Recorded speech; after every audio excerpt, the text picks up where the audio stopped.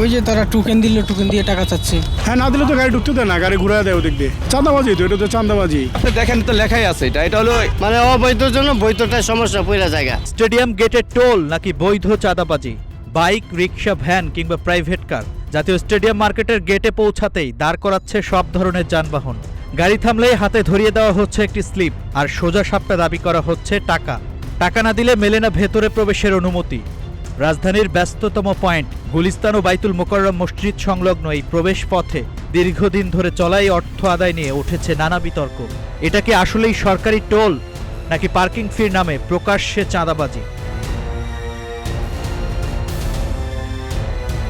ঘটনার সত্যতা যাচাইয়ে সরেজমিনে গিয়ে দেখা যায় জাতীয় ক্রীড়া পরিষদ অনুমোদিত টোল আদায়কারী লেখা পোশাক পরে গেটে অবস্থান করছেন কয়েকজন ব্যক্তি।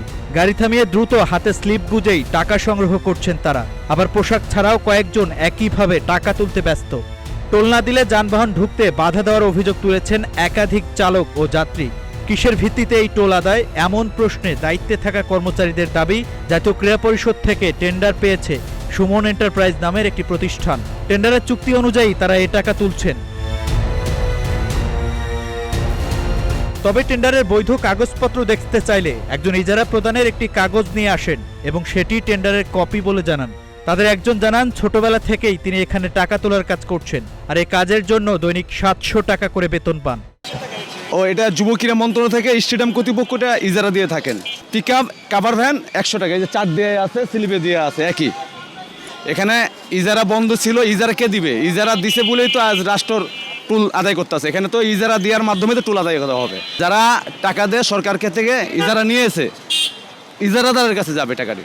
এখানে আমি মজুরি পাই 700 টাকা, খাবার 150 টাকা, নাস্তার ফি 50 টাকা।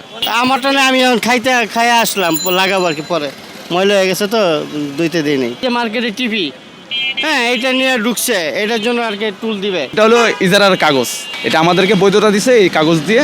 এদিকে ভুক্তভোগীদের অভিযোগ এটি কোনো বৈধ টোল নয়, স্লিপ ধরিয়ে জোরপূর্বক টাকা আদায় করা হচ্ছে। টাকা দিতে অস্বীকৃতি জানালে গেট দিয়ে প্রবেশ করতে দেওয়া হয় না বলেও জানান তারা। এটা চাঁদাবাজি করে, চাঁদাবাজি স্লিপ না, এটা এছাড়া অন্য কিছুই না। স্টেডিয়াম হারাইতে এলে 10 টাকা চাঁদাবাজি স্লিপ, এটা কোন জায়গায় আছে? এটা তো কোনো জায়গায় থাকার কথা না। এটা নিলে স্যার ওই চান্দা, ওই পার্কিংয়ের। হ্যাঁ, না দিলে তো গাড়ি ঢুকতে দেয় না, গাড়ি ঘুরে দেয় ওদিক দিয়ে। মোটরসাইকেল নিয়ে যায় অথবা মালামাল নিয়ে ঢুকলেই এদেরকে 10 টাকা 20 টাকা দেয় লাগে, না দিলে ঢুকতে দেয় না। ওই যে তারা টোকেন দিল, টোকেন দিয়ে টাকা চাচ্ছে। স্লিপটা জানি না কি, একটা রসিদ দিল। জাতীয় স্টেডিয়ামের মতো গুরুত্বপূর্ণ সরকারি স্থাপনার গেটে এই অর্থ আদায় আদৌ কতটা নীতিসম্মত? জাতীয় ক্রীড়া পরিষদের মূল চুক্তিতে কি রয়েছে? এটি কি শুধুই পার্কিং ইজারা নাকি পুরো গেটেই প্রবেশ ফি আদায়ের অনুমোদন দেওয়া হয়েছে? এর প্রকৃত রহস্য উদ্ঘাটনে টেন্ডারের নথিপত্র এবং সংশ্লিষ্ট কর্তৃপক্ষের বক্তব্য নিয়ে বিস্তারিত থাকছে প্রতিবেদনের দ্বিতীয় পর্বে।